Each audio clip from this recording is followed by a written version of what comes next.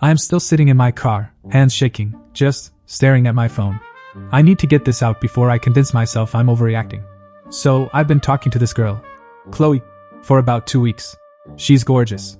Super smart. A little intense? But I figured, hey, it's 2026, everyone's a little high-strung. We finally decide to meet up at this upscale cocktail bar downtown. The date starts off great. We're laughing, the chemistry is a 10 out of 10, and I'm thinking, wow, I actually hit the jackpot. But then, the vibe shifted. About an hour in, she leans across the table, looks me dead in the eyes and says, I'm so glad you're a good man. My last 3 boyfriends were accidents. They didn't pass the tests. I laugh, because it's a joke, right? Wrong. She didn't smile. She just took a slow, long sip of her drink and said, I have your background check, by the way. Your credit score is a little lower than I'd like, but your family's property value in Florida makes up for it. I froze. I have never told this girl where my parents live. I haven't even told her my last name. I played it cool. I said, oh wow, you're thorough. How'd you find all that? She pulls out her phone, opens a note app, and starts scrolling. And scrolling. It's a literal manifesto about me. She had photos of my car, taken in my apartment parking garage. She had a list of my expected monthly contributions. But here is the absolute kicker. The reason I am currently blocked and hiding. She reaches into her purse, pulls out a small, clear vial of liquid, and starts unscrewing the cap. She says, and I am quoting this word for word, I was going to wait until we got back to your place, but I think we're ready for the next level. This is a proprietary pheromone blend. If you drink just a drop of it in your next cocktail, your brain will literally rewire itself to never want to leave me. It's science. She started moving her hand toward my glass. I didn't think. I just stood up, knocked my chair over and said, I think I'm having an allergic reaction to the appetizers. She didn't look worried. She didn't look confused. She just smirked. She whispered, the more you run, the more I know you're the one. It's in your chart.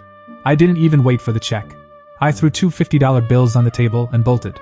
I took 3 different turns on the way home just to make sure her white SUV wasn't behind me. I get home, and I have a text from a random number. Not her number. A new one. It just says, I like it when you run. See you tomorrow, neighbor. Guys, I don't live in her neighborhood. Or, I didn't think I did. I am currently packing a bag and staying at my brother's place. Please, for the love of everything, Google yourselves. See what's out there. Because some people are out here playing a completely different game. I'm currently sitting in a 24-hour diner 3 miles away from the incident, and my heart is still pounding against my ribs. I need to document this, just in case. I met this guy, Marcus, on Tinder. He seemed totally normal. Clean-cut, worked in private security, had pictures of his golden retriever. We agreed to meet at this quiet, out-of-the-way bistro for dinner. The first red flag. He didn't bring a phone. He brought a briefcase. A literal, hard-shell, aluminum briefcase. He set it on the empty chair next to him like it was a person. I joked, what's in the mystery box? $1 million?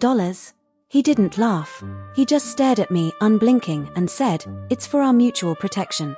The air in these public spaces is compromised. I should have left then. I know. But curiosity got the better of me. Everything was fine until the main course arrived. I reached for the salt shaker, and Marcus suddenly slammed his hand down on the table. Hard. The silverware literally jumped. Don't, he hissed. That's how they mark the targets. I asked him who they were. He leaned in so close I could smell the peppermint on his breath. He whispered, the salt lickers. They use sodium-based tracking isotopes. If you ingest that, they can see your heat signature from low Earth orbit for 48 hours.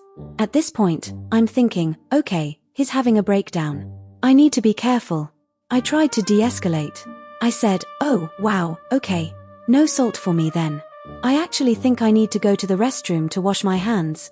He grabbed my wrist. Not hard enough to bruise, but enough to stop me. He opened the briefcase. It wasn't full of money. It was full of notarized contracts. He flipped to a page with my full name, legal middle name included, and a photo of me from my high school yearbook. My high school yearbook.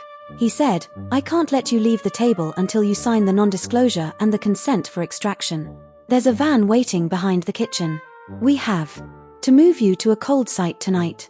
Your apartment has been flagged. I felt the blood drain out of my face.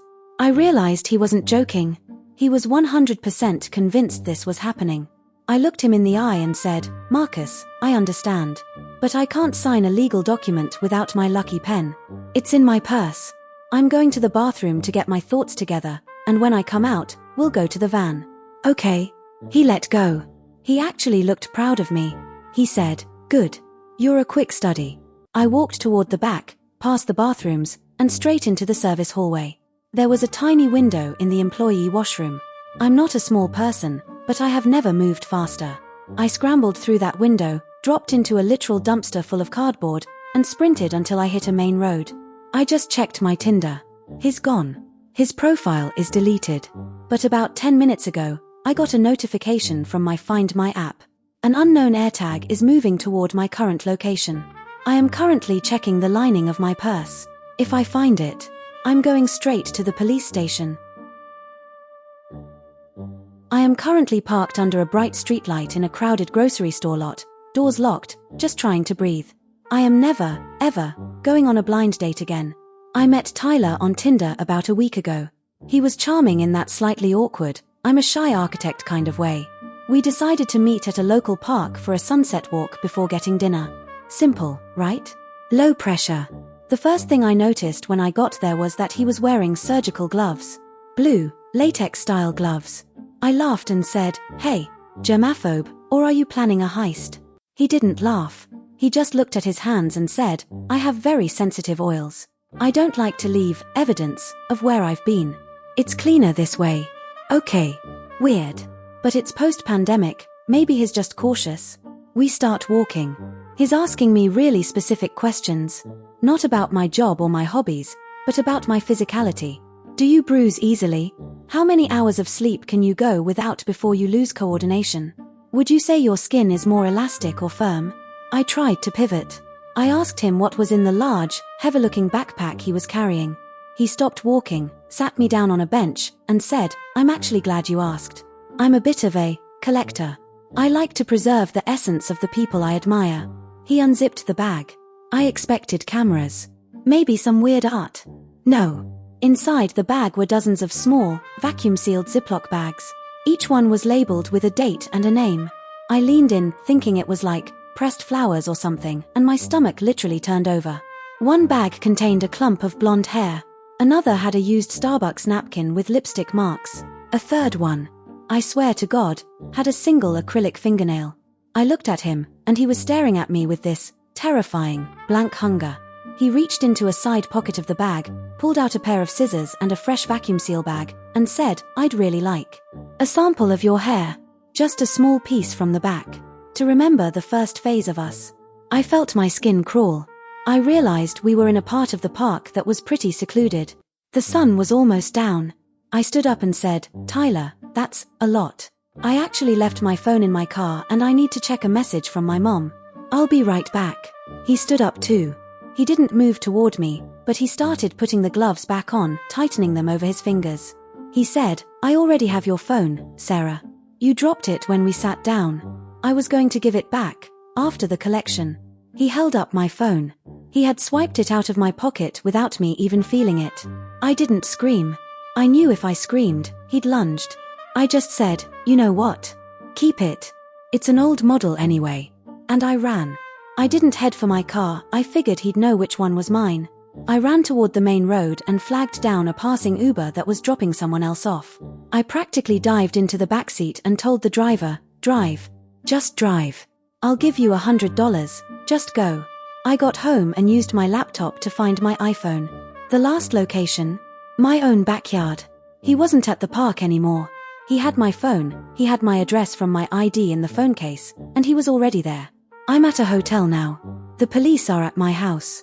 They found a kit left on my back porch. It had the scissors, the bags, and a roll of heavy-duty duct tape. Check your pockets, ladies. And if they're wearing gloves on the first date, run.